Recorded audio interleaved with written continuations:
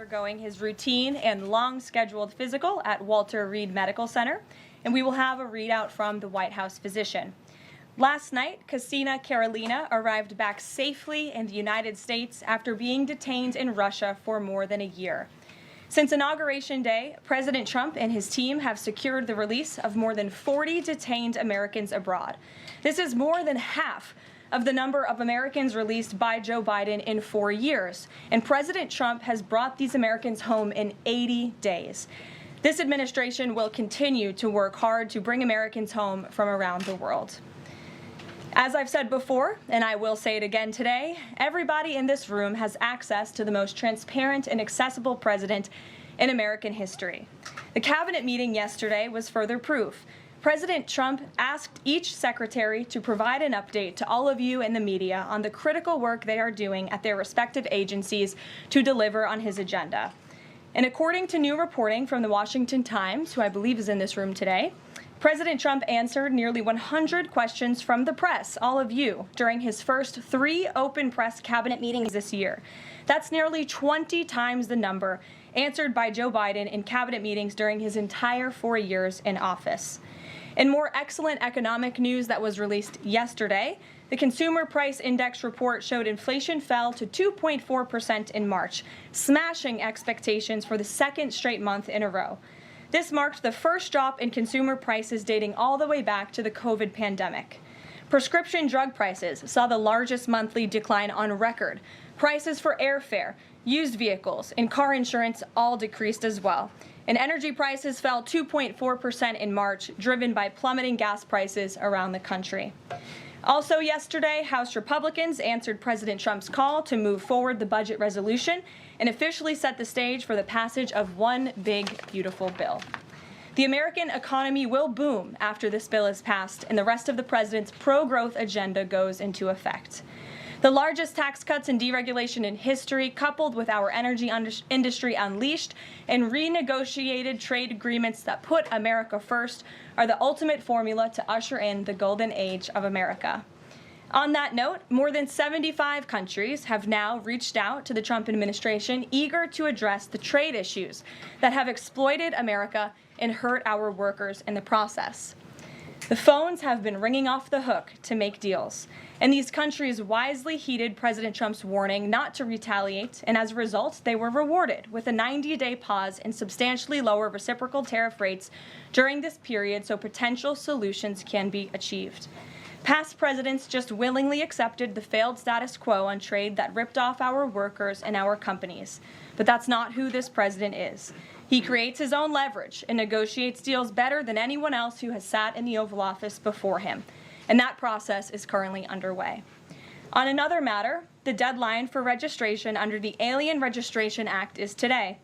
All foreign nationals present in the United States longer than 30 days must register with the federal government. Failure to comply with this is a crime, punishable by fines, imprisonment, or both. As President Trump and Secretary Noem have both said, if you register and you leave now, you choose to self-deport, you may have the opportunity to return later legally. But if not, you will be arrested, fined, deported, never to return to our country again. The Trump administration will continue to enforce our nation's immigration laws. We will not pick and choose which laws to enforce.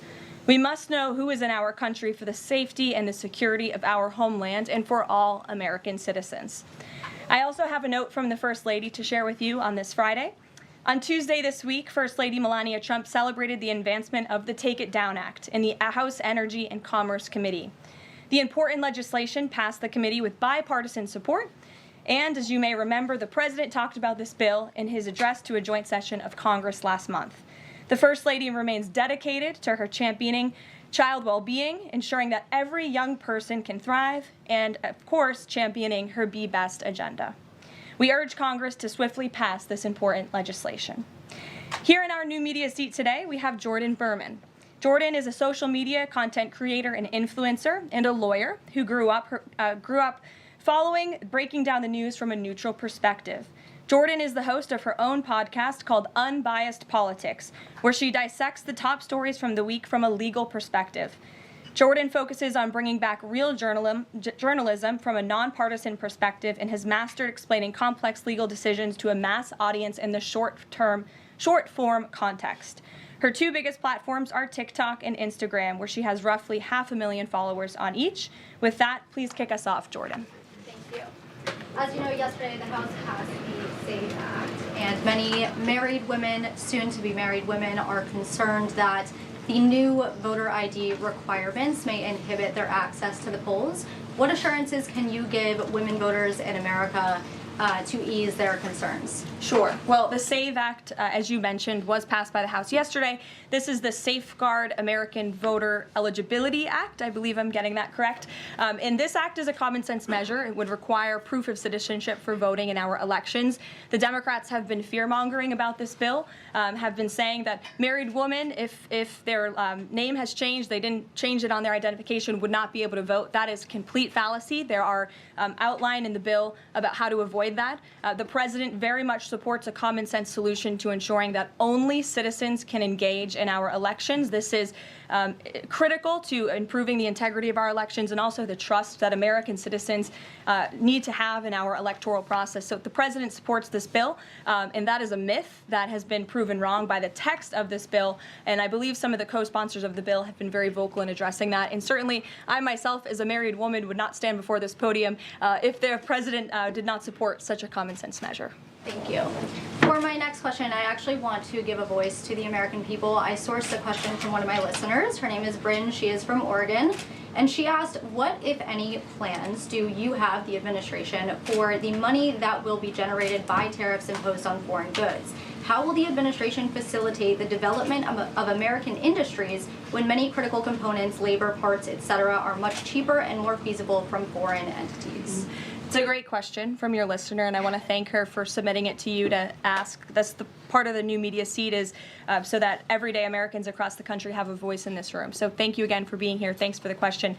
The president's point about his trade and tariff agenda is to bolster our manufacturing industries here in our country, to bring down the cost of living here in our country, and to ensure that we are maintaining critical supply chains here in America. We cannot be dependent on countries like China if we want this country to be strong and wealthy. So the president wants to restore wealth to America by shoring up these jobs here at home, which will result in good paying jobs and higher wages for the American public. And so Americans should trust in that process. He effectively implemented tariffs in his first term while driving down the cost of living in this country, and that's what he's focused on doing again. Thank you. As a follow-up question, can I just ask, are there any specific ideas that the administration has as to what that revenue, specific tariff revenue, will be used for? Yes, to the heart of your question, the president has spoke about the trillions of dollars that he expects in revenue from tariffs and how we can use it to pay down our debt and to ensure that we are no longer faced with a crippling national debt in the trillions that is going to bankrupt our nation for future generations. So that money coming back home will make America in the green rather than in the red, which any small business owner across the country, I believe, can appreciate. Thank you so much. Thank you. Kelly. Hey. Tomorrow there will be negotiations between the United States and Iran in Oman. What are the president's chief goals for that, and is he satisfied with how Iran is responding to this? They don't want direct face-to-face negotiations, instead sort of old-school shuttle diplomacy where they're in separate rooms and messages are passed back and forth. So is the president comfortable with the arrangement there, and what is the chief objective? Well, I have spoken to both the president and also his national security team who will be engaged in these discussions. These will be direct talks with the Iranians, and I want to make that very clear. I also spoke to the president just last night about his goal when it comes to Iran, and he has reiterated repeatedly to all of you publicly and also privately to his team here at the White House, his ultimate goal and the ultimate objective is to ensure that Iran can never obtain a nuclear weapon. The president believes in diplomacy, direct talks, talking directly in the same room in order to achieve that goal. But he's made it very clear to the Iranians, and his national security team will as well, that all options are on the table, and Iran has a choice to make. You can agree to President Trump's demand, or there will be all hell to pay. And that's how the president feels. He feels very strongly about it. And can you update us on Mr. Witkoff in Russia and what's happening with direct communications with Vladimir Putin? I can confirm that Mr. Witkoff is in Russia to have direct communications with the Kremlin and with Vladimir Putin. This is another step in the negotiating process towards a ceasefire and an ultimate peace deal in Russia and Ukraine. As these negotiations are ongoing, I obviously will not get ahead of the president or his team, but I think the president has been quite clear that he's been continually frustrated with both sides of this conflict, and he wants to see this fighting end. He wants the war to end. We believe we have leverage in negotiating a deal, to a peace deal, and we're going to use that leverage, and the president is determined to see this through. Thanks, Caroline. President Trump has said China wants to make a deal on tariffs. The president says he has a great relationship with Chinese President Xi. He's willing to speak with him directly. Why doesn't the president just pick up the phone and get this ball going? All of the things the president just said are true. The president, as I said from the podium just a few days ago when I was up here, would be gracious if China intends to make a deal with the United States. If China continues to retaliate, it's not good for China. The United States of America is the strongest, best economy in the world, as evidenced by the more than 75 countries who have called the administration immediately to cut good deals. So the president wants to do what's right for the American people. He wants to see fair trade practices around the globe, and that's his intention and his goal. So is he waiting for China to make the first move here? I'm not going to comment on communications that are happening or may not be happening, or either way. We'll leave it to our national security team to get these discussions underway. And as always, in the effort of transparency, we will provide updates moving forward. But the president has made it very clear he's open to a deal with China. Why is he optimistic that China's going to make a deal or wants to make a deal? If they're not talking, where does that optimism come from? He's optimistic. Hey, Sean. why would any of our allies work with us to isolate China in a trade war if we're treating friend and foe alike? You'll have to talk to our allies who are reaching out to us. The phones are ringing off of the hooks. They've made it very clear they need the United States of America. They need our markets. They need our consumer base. You saw Prime Minister Benjamin Netanyahu in the Oval Office with the president saying that he was going to bring down all of their monetary tariffs and their non-monetary tariff trade barriers as well. We've heard from South Korea. We've heard from Japan. The president has spoken to Vietnam. We have Italy coming to the White House next week. There's a reason for that, Sean, and it's because they need the United States of America and our business model and our markets to survive, and the president is using that leverage to our advantage. Michael. Hey, thank you, Caroline. Two-part question on China. Beijing says it will simply ignore any further tariff escalations from the U.S. Does President Trump see this as China backing down? And as a follow-up to that, what do you say to people like Shark Tank's Kevin O'Leary who say, you guys simply haven't tariffed China enough? Look, the tariff rate on China remains where it was yesterday, at the 145% level. The president made it very clear when the United States is punched, he will punch back harder. And he hopes to make a deal that benefits the American worker and our companies that have been ripped off for far too long. And he's finally taking bold and courageous action to do that. You know, taking on China is, in the terms of trade and tariffs, is something that both Democrats and Republicans alike have spoken about for decades. President Trump is finally doing it. Caroline, real quick, the president of El Salvador is coming to the White House on Monday. Does President Trump want him to bring Kilmar Abrego Garcia with him? The Supreme Court made their ruling last night very clear that it's the administration's responsibility to facilitate the return, not to effectuate the return. I believe the Department of Justice just filed another brief in the lower court. I would defer you to that for any updates. But as you mentioned, President Bukele will be here at the White House on Monday to talk about the cooperation that is at an all-time high. And we very much appreciate President Bukele and El Salvador's cooperation and the repatriation of El Salvadorian gang members who the previous administration allowed to infiltrate our country. Sure. Thank you very much, Caroline. The president spoke quite highly of the great relationship that he has with the Turkish president. We know that the president might be heading off to the Middle East very soon. Is he planning to meet with the Turkish president, either here in the White House or in Turkey? Any plans? I don't have any details about the president's overseas trip other than to say he was surely going to Saudi Arabia.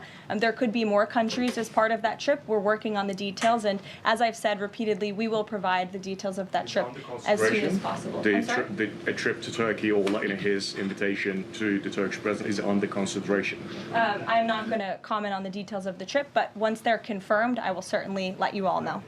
Yes, Stephen. Thank you, Caroline. I'd like to ask you about presidential health and also about tariffs. On presidential health, are there plans for the president's physician to come here and take our questions?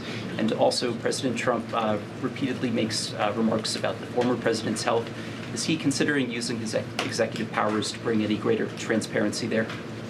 As I have said, the president is undergoing his long-scheduled physical. It's a yearly physical that every president receives, and we will provide an update on that by the president's physician as soon as we possibly can. And about the former president and transparency regarding his health, are there... Well, I can tell you there was certainly a lack of transparency from the former president, from the entire former administration, and frankly, a lot of people in this room when it came to the health and the competence of the former president of the United States, Joe Biden. There was one of the greatest cover-ups and frankly political scandals this nation has ever seen. It's been unraveled in some recent books that are being written by journalists who engaged in that cover-up and scandal, which is quite ironic. But this president is clearly committed to transparency. You in this room see him and hear from him on a daily basis. You in this room know from covering him, it's hard to keep up with him. He is a machine working around the clock every single day. And the physician, after today's physical, will provide an update on the report in the effort of transparency. If I could ask about tariffs, there have been big swings this week in the Treasury bond yields. There's a theory that it might be because of China dumping these as leverage, driving up costs for U.S. loans like mortgages. Does the White House have evidence that this is in fact a result of Chinese dumping, and if so, is there a message on that? Not to my knowledge, but I would check in with the Treasury Department on that. I can tell you I know our Secretary of Treasury, Scott Bessent, is keeping a very close eye on the bond market. He spoke about it at the White House this week, and I know he's keeping his eyes on it day to day. Ed. Thanks. Thank you, Karoline. So the administration, I have an administration source who's telling me that we're weeks away from the first deal with the country over tariffs. Where is the administration? How soon can we see that? And what country is that first one? I won't reveal or get ahead of our trade team as these negotiations are obviously ongoing, but I can tell you very good progress has been made. Jameson Greer was on television this morning, and I spoke to him, and he confirmed that more than 15 offers are already on the table, which is remarkable in just a mere matter of days. And as I said earlier, we've heard from more than 75 countries around the world. This is a team effort. The president has a team of great, brilliant advisors who have been with him every step of the way, and all of them will be divvying up the workload. And I just want to give the president and his trade team credit for taking this on. This is a massive undertaking. There's no doubt about it. We take it very seriously. The president is determined to renegotiate global trade on behalf of American workers. And again, you've seen people on both sides of the aisles calling for this for years, but I think no other president lacked the courage or maybe the work ethic or the stamina to take on such a task. And I know there were some questions about the president's delayed departure earlier to Walter Reed. I'd like to address it was because he is working on this very issue, so he was running a bit behind this morning. On the 90-day pause, what would the president need to see in order to extend that 90-day pause for countries on tariffs? Well, I think the president addressed this yesterday when he said he's hoping that there will be good deals made before the 90 days is up, and we will cut those deals as soon as we possibly can, country by country, tailor-made deals for each and every country as they all propose unique challenges and unique assets to each country, advantages rather, and when that 90-day mark hits, the president will make that decision then. One more, if I could, on a different subject. So a bird earlier attacked my colleague, Peter Doocy, during a live shot at I'm wondering the White if House. that's why Peter is absent from his seat. Is he doing okay? He's recovering. Has anyone checked on him? He's recovering. Is anyone looking into that incident? I could check in with GSA to see if anybody here is looking into it. I also understand there was a mouse in the briefing room earlier today, so I'm hoping somebody checked in on that, as I'm hoping it doesn't run up here and distract me. That would be a good way for all of you to distract me, actually. Have a mouse come run up here. So I'll get an answer for you on that, out of respect for our good friend Peter. Jeff? Why is American consumer confidence so low? Look, I think there's a great optimism in this economy, great optimism for the American people, a lot of reason for people to feel optimistic. The president is, as I just said, trying to renegotiate the global trade agenda that has ripped off the American people for far too long. As he said, this is going to be a period of transition. He wants consumers to trust in him, and they should trust in him. Look at what he did in his first term. And I just want to reiterate all of the reasons to be confident since you asked, Jeff. For those watching at home, yesterday the CPI report, inflation declined massively. Consumer prices are dropping for the first time in years. Energy prices are down. In fact, oil prices are down 20% since this president took office. Wholesale prices fell again. There have been trillions of dollars in investments into this country. Every day, the president is signing executive orders to cut regulation, especially when it comes to Environmental Protection Agency, our energy industry. That's going to unleash the economic boom in this country that we saw in the president's first term. So trust in President Trump. He knows what he's doing. This is a proven economic formula. What is he asking of Americans at this time? He talked about transition costs, transition problems. Is he asking something specific for Americans to do? No, I think the president is asking for Americans trust in Trump, as I just said, trust in his economic agenda and formula. It's a proven formula that works. And by the way, clearly the American people do in fact trust him because they did just overwhelmingly elect him to this office. Jennifer. Is he going, I'm asking about the physical, is he undergoing any general anesthesia? And can you outline any of the other tests that he's doing today? He is not. He is undergoing quite a few tests, imaging. Again, it's a it's a yearly physical, so there's quite a lot that goes into it to make sure the president is accomplishing all of his goals, and we will provide a readout of that as soon as we can. And will you be committed to releasing all of the results, as many of the results as possible? Of course, yes. The president's physician will do that. I spoke with him this morning. Caroline, will you guys also consider releasing the president's fitness plan? He actually looks healthier than ever before, healthier than he did 8 years ago, and I'm sure everybody in this room could agree. Is he working out with Bobby Kennedy, and is he eating less McDonald's? I can confirm the president is in very good shape, as you see, on a near daily basis here. And in that vein, thank God it's Friday. It's been a very long and busy week here at the White House. We will see you all on Monday, and we will release the results of that report as soon as we can. Have a great weekend, everybody. Thank you. Have a great